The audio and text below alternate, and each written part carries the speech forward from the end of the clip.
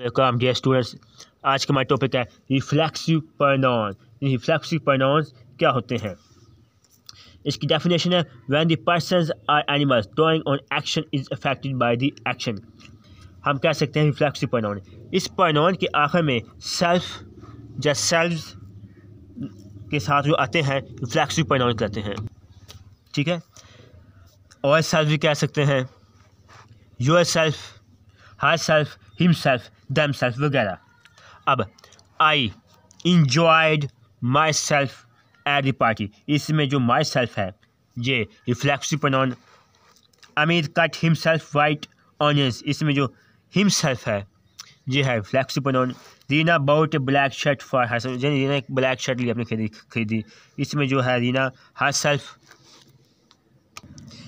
The bird sat on the sunlight and dried itself, इसमें itself है, ये भी है रिफ्लेक्सिव प्रोनाउन।